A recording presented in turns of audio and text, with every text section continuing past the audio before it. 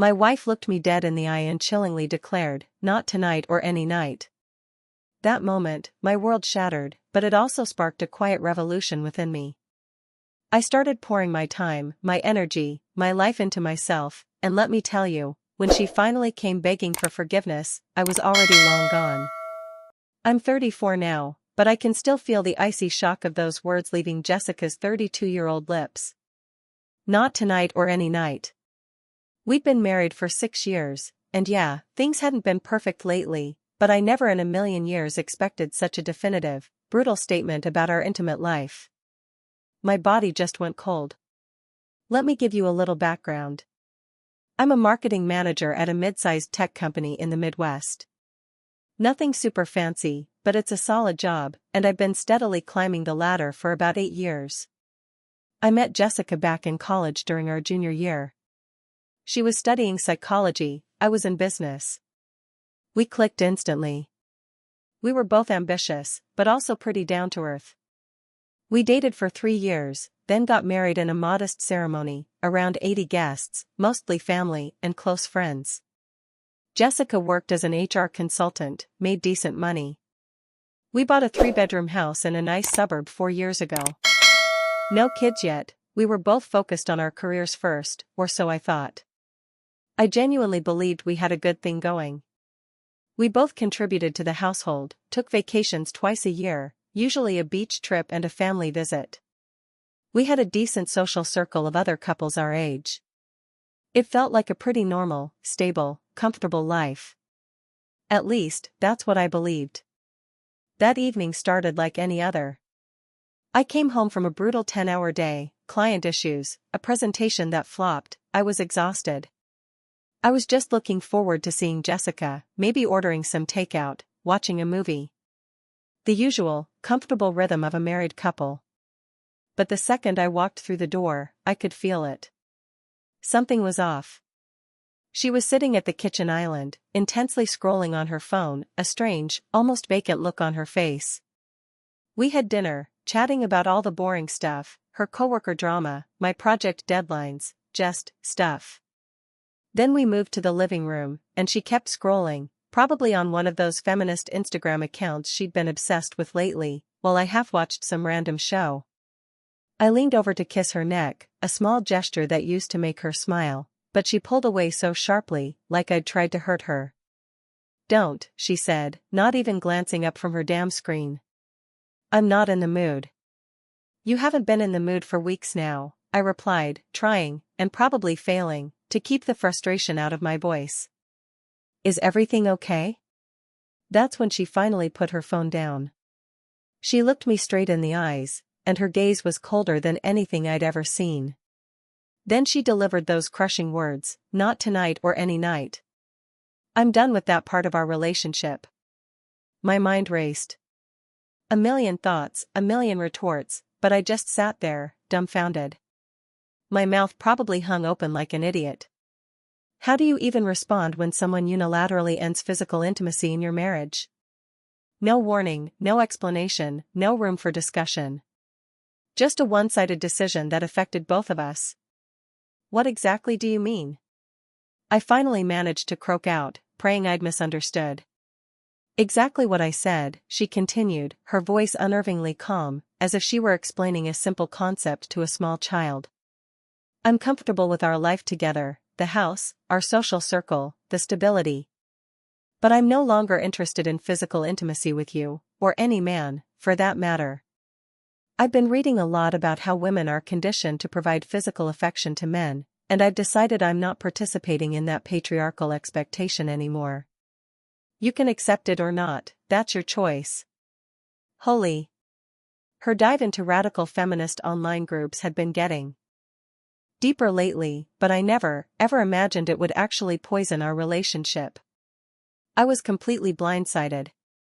"So, you're just unilaterally deciding that our marriage no longer includes physical intimacy, without any discussion?" I asked, struggling to grasp the reality of it. "I don't need your permission to set boundaries with my own body," she shot back, her tone taking on that familiar edge I'd come to recognize whenever she was quoting something from her online groups.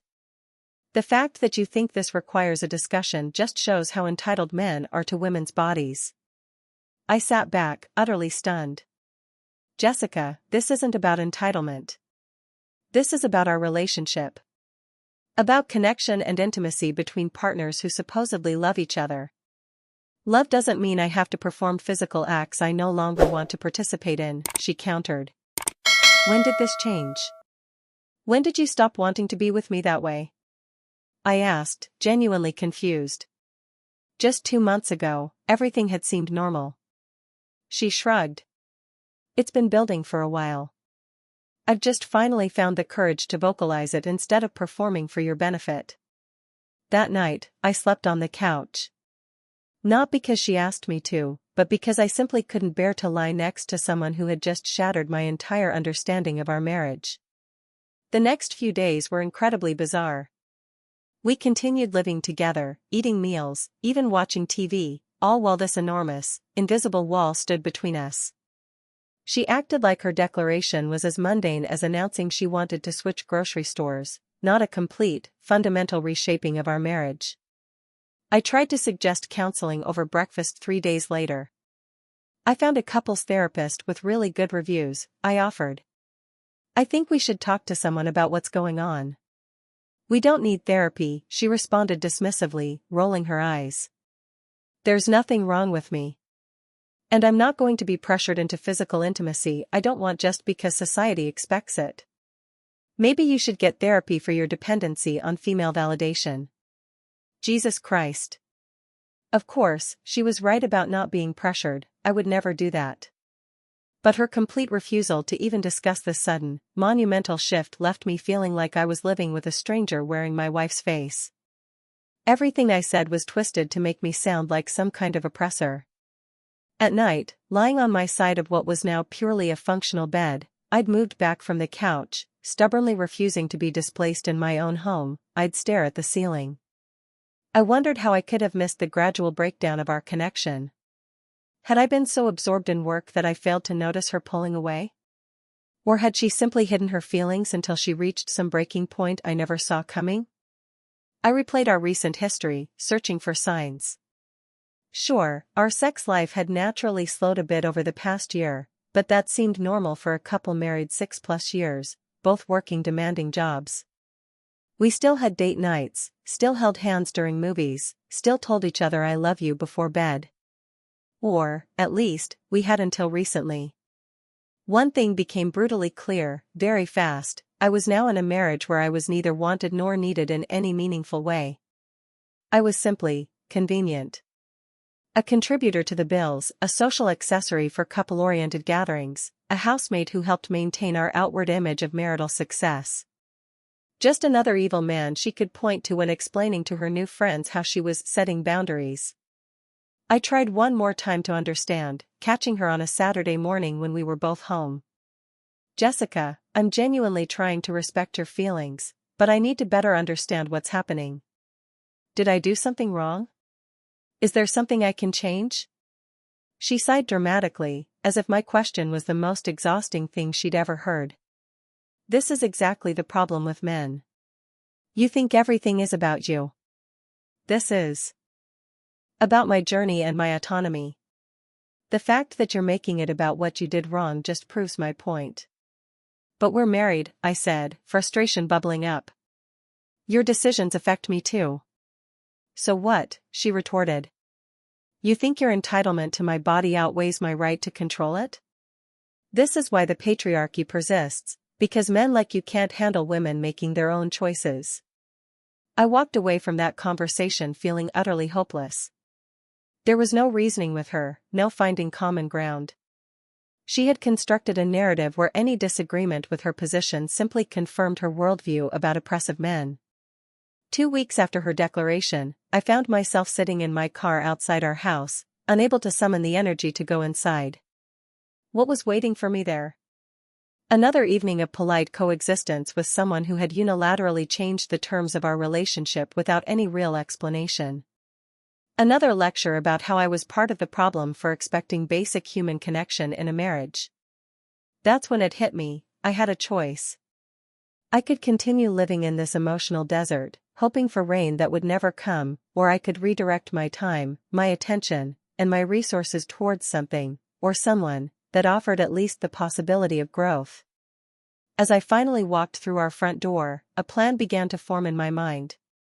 Not revenge, not some dramatic confrontation, at least not yet.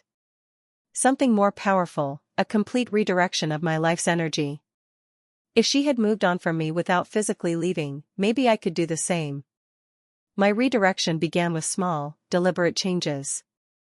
I set my alarm for 5:30 a.m., a full hour before she would wake up. Those quiet morning hours quickly became sacred to me, time that was completely my own, free from her judgmental stares and passive-aggressive comments. I started with 20 minutes of meditation, something I'd always dismissed as impractical with my busy schedule. To my surprise, that brief period of morning stillness actually helped clear my mind of the constant churn about my failing marriage. Next came physical exercise. Nothing dramatic at first, just basic push-ups, sit-ups, and a short run around the neighborhood. By the time she emerged from our bedroom, I had already showered, dressed, and started my day with purpose. "You're up early," she commented on the third day, finding me sipping coffee and reading at the kitchen table. The slight annoyance in her voice was obvious. She was used to me being half asleep while she dominated the morning space. "Just making some changes," I replied casually, not offering any further explanation. She didn't ask for one, just made some comment under her breath about toxic masculinity and exercise culture that I conveniently pretended not to hear. The second week, I joined a gym near my office.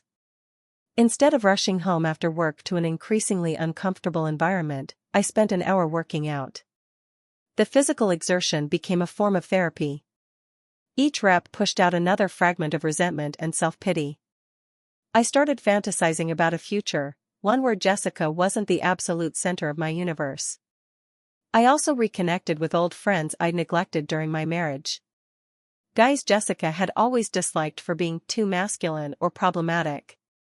Nothing dramatic, just casual lunches and after-work drinks, soda or coffee, of course. I was careful not to mention my marital situation. These meetings weren't about seeking sympathy or badmouthing my wife, they were about rebuilding connections that had nothing to do with my identity as a husband to an increasingly hostile woman. What was really interesting was realizing how many other guys were going through similar situations. Not identical, but the same pattern, wives or girlfriends who had gradually transformed into critical strangers, constantly finding fault with normal male behavior while still expecting the financial benefits and emotional support to continue unchanged.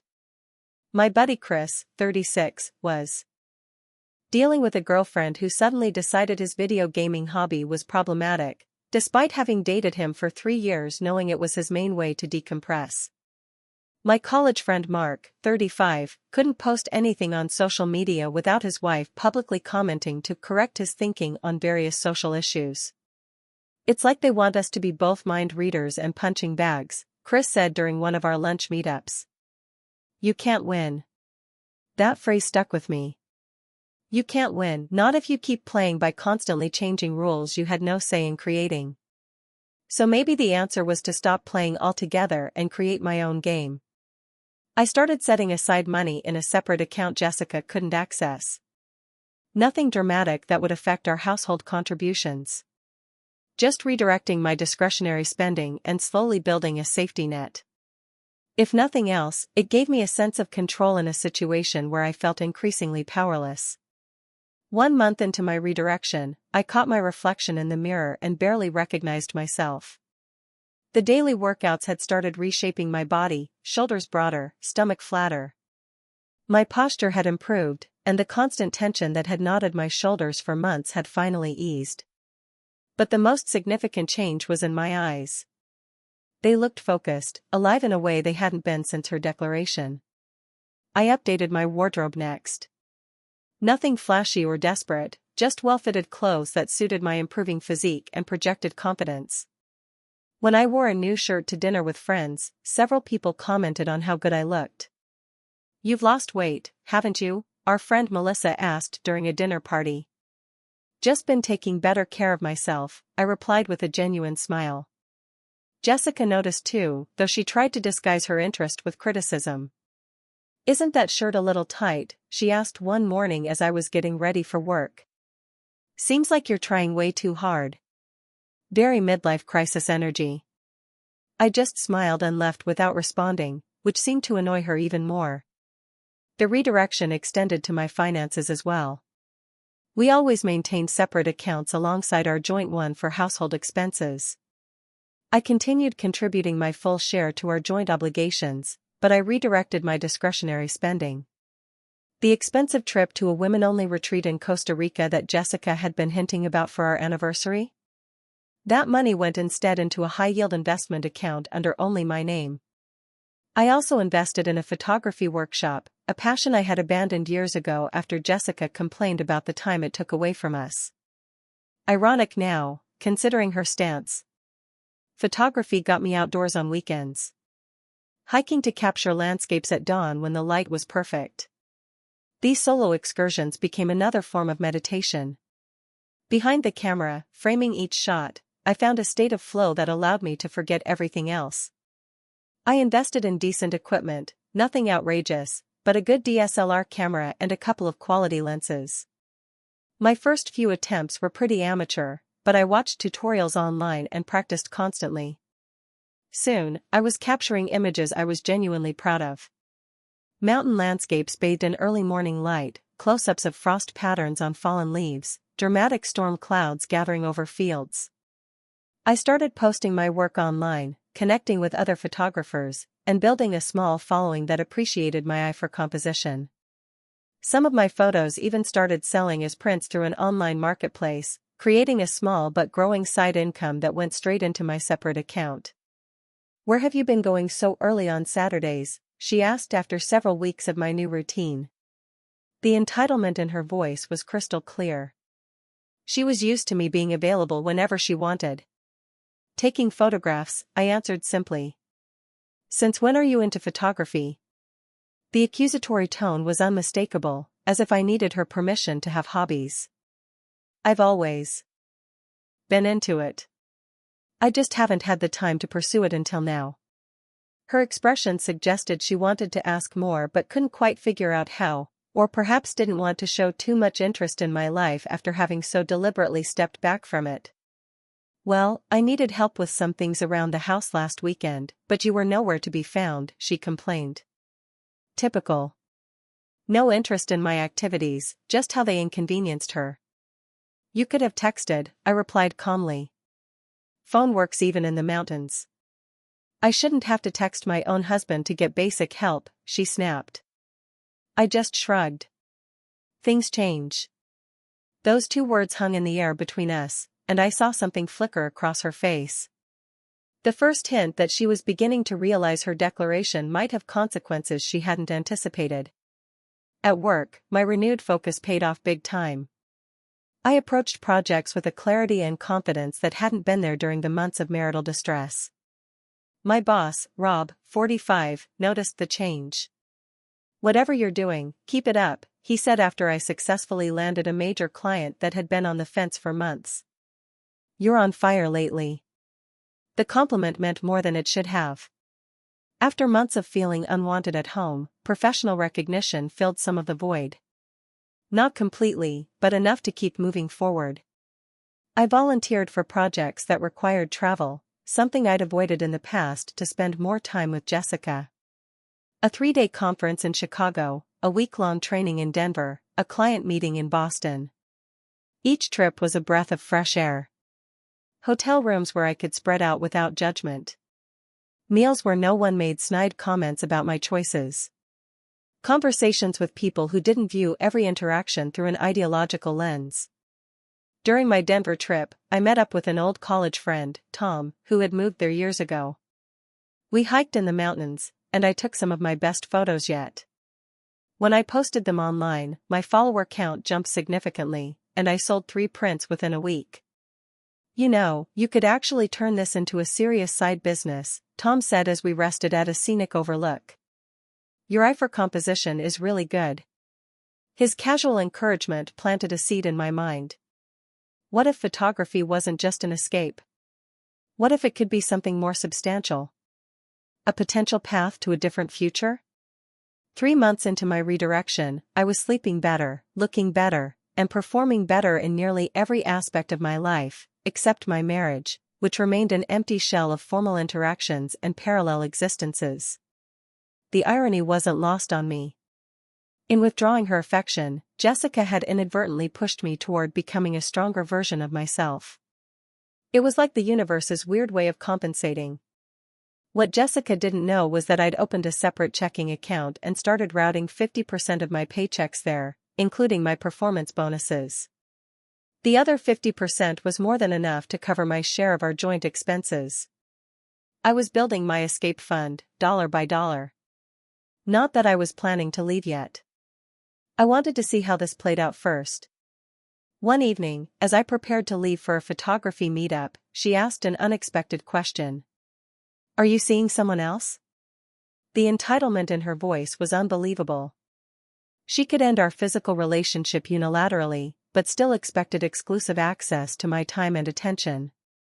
I paused by the door, camera bag over my shoulder. "No," I answered truthfully.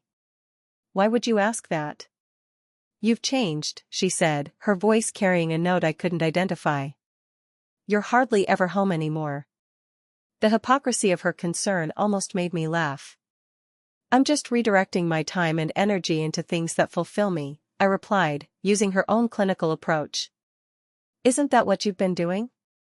"That's different," she responded, clearly irritated that I'd used her own logic against her. "I made a personal choice about my body and autonomy," I countered. "And I'm making personal choices about my time and interests. Seems perfectly fair to me." "So, you're what? Punishing me?" she asked, her voice rising slightly. "Not at all," I replied calmly. "I'm adapting to our new reality. You set a boundary, and I respect that. I'm simply setting boundaries of my own." She had no response to that, and I left without waiting for one. As I drove to meet my photography friends, I realized something fundamental had shifted. For the first time since her declaration, I wasn't desperately hoping for her to change her mind. I was too busy creating a life that no longer centered around her approval or affection. I met my photography group at a local park where we were practicing night photography techniques. Among them was a guy named David who worked for a local magazine. "These are really good," he said, looking through some of my recent shots on my camera's display. "We're always looking for local talent for our nature section. Would you be interested in submitting some work?" Just like that, another door opened. By the time I got home that night, Jessica was already in bed, probably annoyed that I hadn't been there to listen to her latest complaints about her coworkers or patriarchal oppression. I didn't care. I had bigger things on my mind. The pivotal moment came during a company retreat 6 months into my redirection. My team had gathered at this lakeside resort for a weekend of strategic planning and team building. After a productive day of meetings, we relaxed around a fire pit, sharing stories and snacks under the stars. My colleague, Emma, 29, who had joined the marketing department 3 months earlier, sat down beside me. Emma was pretty much Jessica's opposite, warm, supportive, and actually interested in other people's lives.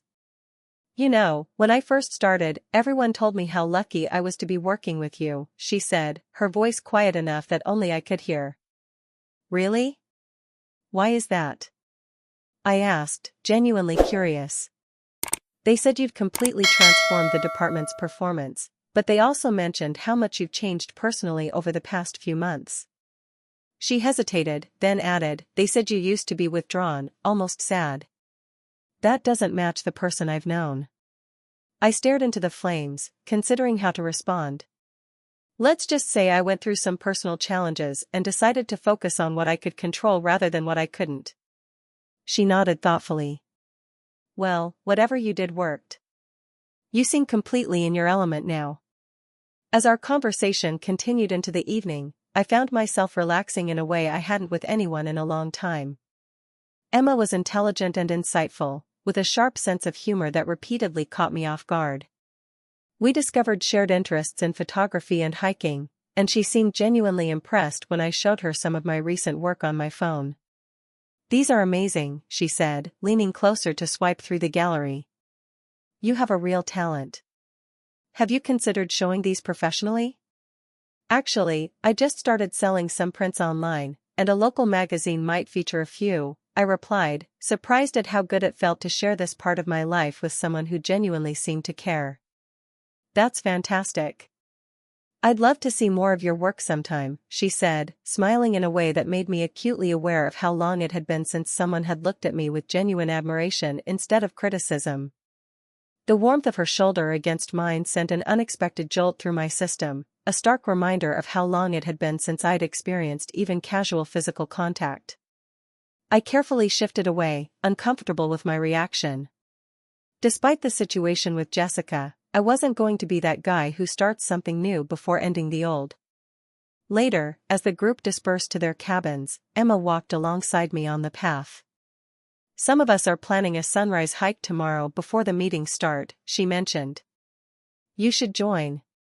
Perfect lighting for those landscape shots you love." I agreed.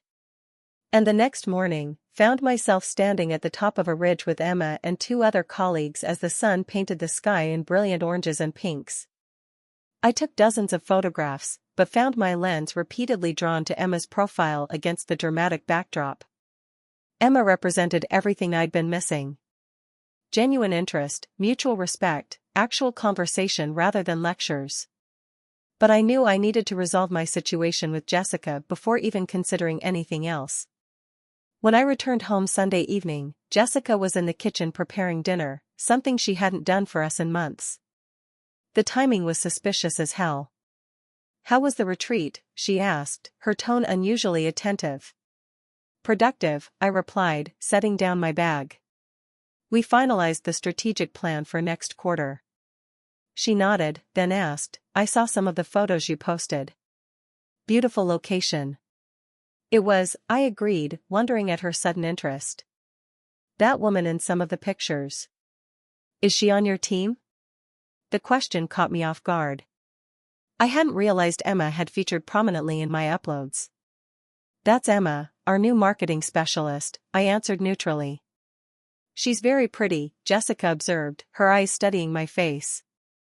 The territorial behavior was rich, coming from someone who had explicitly rejected me. "I hadn't really noticed," I lied, feeling oddly defensive. "Really? You've taken about a dozen photos with her in them. Seems like you noticed plenty." The accusatory tone was unmistakable. I chose my next words carefully. "She happened to be in the frame during our group activities." "Why are you asking about this? You made it very clear that certain aspects of our relationship are over. You don't get to dictate who I spend time with professionally." She turned back to the stove, clearly annoyed that I wasn't apologizing or explaining myself further. "Just curious about your colleagues, that's all. I have a right to know who my husband spends time with." That was the moment I decided to accelerate my exit plan. The one-sided nature of her expectations had become unbearable. The following week brought more surprises. Jessica started initiating conversations, asking about my day, even suggesting we watch shows together. She made dinner several times and didn't even pepper the conversation with her usual ideological commentary. It was like living with a completely different person, or rather with the person I'd married years ago, before she had transformed into a stranger. I knew exactly what was happening. She was trying to re-establish control, to pull me back into orbit now that she sensed I was drifting away. The realization strengthened my resolve. This wasn't about revenge. It was about self-preservation. 2 key events aligned to create the perfect opportunity for my freedom. First, I received a significant promotion at work, with a substantial raise and more travel opportunities. I kept this information to myself, not sharing it with Jessica despite her increasingly desperate attempts to engage with me. Second, through my professional network, I learned that Jessica's company was planning major layoffs due to a merger. Her department was likely to be hit hard. This wasn't inside trading or anything illegal, just the kind of information that flows through business connections in our mid-sized city. The timing couldn't have been better. Over the past months, through my networking and new social connections, I'd learned about these layoffs. In fact, I'd helped a colleague's spouse get hired at a competing firm 3 weeks earlier, knowing they'd need someone with Jessica's exact qualifications. I could have easily done the same for Jessica. A single phone call would have secured her an interview at minimum, but I chose not to. Instead, I accelerated my exit strategy. I consulted with a lawyer, discreetly, paying in cash from my separate account. I learned exactly what I needed to do to protect myself financially in a divorce. I meticulously documented Jessica's declaration about ending physical intimacy, her subsequent behavior, everything that might help my case. I also discovered through casual conversations that Jessica had been badmouthing me to her friends and family, painting herself as some kind of victim of the patriarchy while conveniently omitting her unilateral decision to fundamentally change our marriage. This sealed the deal. My escape needed to be complete and decisive. 2 weeks later, Jessica's company announced the layoffs. She came home visibly shaken. My department might be cut next month, she said, clearly expecting sympathy. I'm really worried. That's tough, I responded, offering basic courtesy, but nothing more. I'm sure you'll figure it out. The layoffs happened faster than expected. The following Friday, Jessica came home in tears. I lost my job, she sobbed. They eliminated our entire department. I'm sorry to hear that, I said, maintaining a neutral expression. What's your plan? She looked shocked at my response. My plan? I just lost my job. I need time to process this. Of course, I replied. Take all the time you need, but our financial obligations don't stop. So, just let me know how you plan to continue contributing to the household expenses. Her jaw literally dropped. Are you serious right now? I'm in crisis and you're asking about bills? I shrugged. Just being practical. We both contribute equally, right? That's always been your position. The next morning, I made my move. While Jessica was in the shower, I transferred every penny from our joint account into my private account, leaving just enough to avoid overdraft fees. Then, I packed a bag with essentials and my most important possessions. When she emerged from the bathroom, I was waiting in the living room with divorce papers. What's this? She asked, eyeing the documents. Divorce papers, I replied calmly. I've realized I deserve better than a one-sided marriage with someone who unilaterally changed the terms of our relationship without discussion or compromise. Her face went through a series of emotions: shock, anger, disbelief. You can't be serious. Because I wouldn't sleep with you? That's what this is about. No. It's about respect and reciprocity. You made a choice that affected us both. Presented it as non-negotiable and expected me to simply accept it. That's not a partnership. She scoffed. So, you're running off with your little work girlfriend? How predictable. This has nothing to do with Emma or anyone else, I countered. This is about you and me and the broken agreement between us. By the way, I've moved our joint funds into a separate account that you won't have access to until we reach a settlement. Her face paled. You did what? You can't do that. I just lost my job. How am I supposed to pay for anything? Not my problem, I replied, echoing the same dismissive tone she'd used when ending our physical relationship. You should have considered the potential consequences before making unilateral decisions about our marriage. This is financial abuse, she shouted, tears forming in her eyes. I need that money for basic necessities. No, this is consequences. And speaking of necessities, the mortgage is due next week. I've calculated your half. It's listed in the documents. I'll expect your payment on time. She started to panic visibly. Please, you can't do this. I have no income right now. I need time to find a new job. You should have thought about that before declaring not tonight or any night and treating me like an accessory to your life rather than a partner. You wanted independence from patriarchal expectations. Congratulations. You've got it. Complete financial independence, too. Over the next week, Jessica's behavior changed dramatically. The feminist rhetoric disappeared, replaced by desperate pleas and attempts to renegotiate. She suggested counseling, hinted at reconsidering her stance on intimacy, even tried seduction one night, which I firmly rejected. My lawyer had advised me not to leave the house yet, so we continued living together in increasingly tense circumstances. Jessica's friends started calling me, telling me how cruel I was being, how I needed to support my wife in her time of need. I blocked their numbers one by one. Her parents reached out next, suggesting we all meet to discuss the situation. I declined politely but firmly. Your daughter made her choice months ago, I told her father over the phone. I'm simply making mine now. 2 weeks into this standoff, Jessica's desperation peaked. She had no job prospects, no access to our joint savings, and bills piling up. She approached me one evening, completely defeated. Please, she begged, tears streaming down her face. I need help. I can't do this alone. That's an interesting perspective, I replied coolly. Wasn't it you who told me that women don't need men? That marriage is just a patriarchal construct? That physical intimacy with me was something you could unilaterally end without discussion? I was wrong, she whispered. I got caught up in all these ideas without thinking about what they really meant. Please, I'll do anything. We can go to counseling, rebuild our relationship, whatever you want. The problem is, Jessica, I don't want that anymore. You showed me who you really are. Someone who views relationships as transactional, who takes what she wants and discards the rest. Now that you need something from me, suddenly you're willing to reconsider everything. That's not love or partnership. That's opportunism. I stood up, gathering my keys. I'm moving out tomorrow. The divorce papers are ready for your signature. If you contest them, I'm prepared for a legal battle that will drain what little resources you have left. If you sign them as is, I'll provide a one-time payment to help you transition to your new independent life. You planned this all along, she realized, her voice hollow. From the moment I said those words, you were planning your exit. No, I corrected her.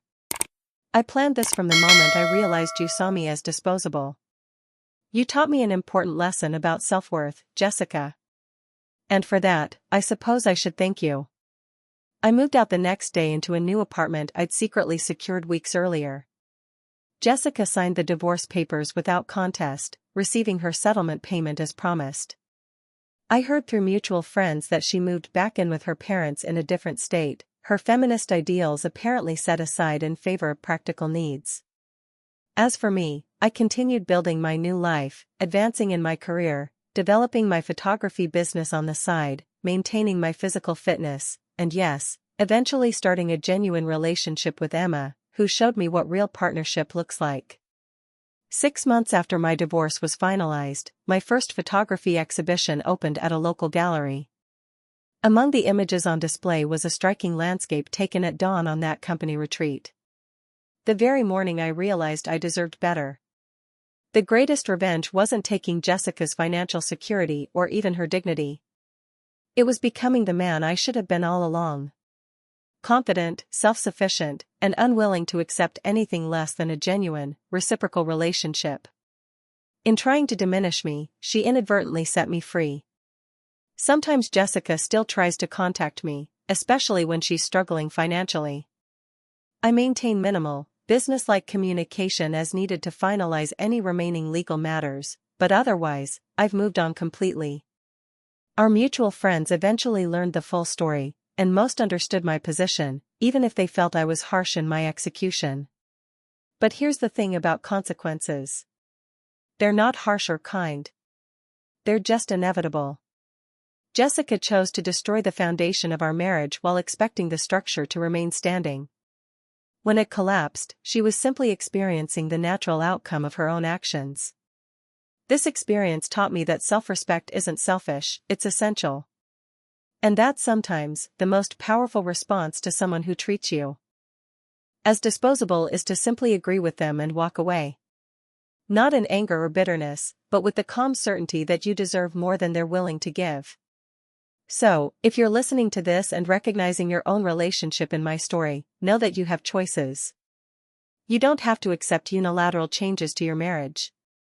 You don't have to diminish yourself to accommodate someone else's ideology. And most importantly, you don't have to wait for permission to start building a life that truly fulfills you. The person who tries to change the rules without your input is telling you exactly how much they value your voice in the relationship. Listen to what they're really saying, not just with their words, but with their actions.